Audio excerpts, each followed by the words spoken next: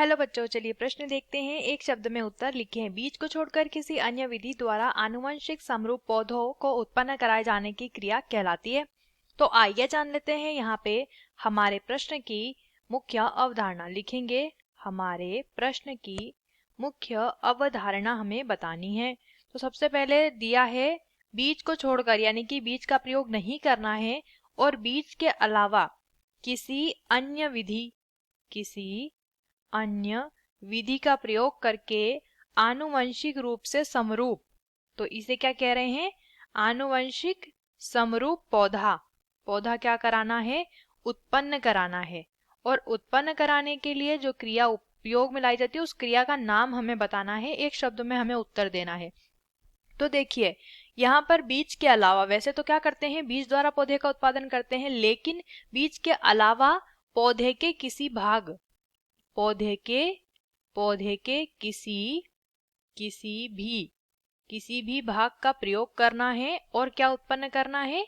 उसी के समान पौधा उत्पन्न करना है जो कि आनुवंशिक रूप से उसी के समान हो।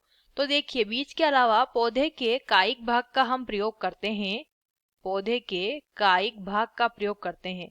और कायिक भाग में किसका प्रयोग कर सकते हैं? जड़ का प्रयोग कर सकते हैं, तने का प्रयोग कर सकते हैं, उसके पत्तियों का प्रयोग कर सकते हैं और कायिक भाग का प्रयोग करके उसी के समान नया पौधा जो है उत्पन्न कर सकते हैं।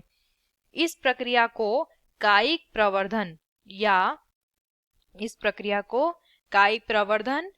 कायिक प्रजनन या वर्धी प्रजनन भी बोला जाता है। क्या? एक तो बोला जाता है कायिक प्रवर्धन, दूसरा इसे वर्धी प्रजनन भी कहा जाता है। और इस प्रक्रिया द्वारा क्या कर सकते हैं? पैतृक के समान, जो पैतृक पौधा था जिससे हमने कायिक भाग लिया, उसी के समान, उसी के आनुवंशिक समरूप पौधा क्या कर सकते हैं? तैयार कर सकते हैं। इस प्रक्रिया को वर्धी प्रजनन या कायिक प्रजनन कहते हैं। जैसे उदाहरण ले सकते हैं गुलाब के तने द्वारा उसमें कायिक प्रजनन कराना। इसमें हम बीज नहीं लेते, क्या ले रहे हैं? गुलाब का तना लेते हैं और उसमें हूबहू गुलाब की संतति उत्पन्न हम करवा सकते हैं। तो हमारे प्रश्न का उत्तर क्या हो जाएगा? कायिक प्रजनन, या इसको वर्धी प्रजनन भी कहते हैं। आशा करते हैं आपको इस प्रश्न का उत्तर समझ आया होगा। धन्यवाद।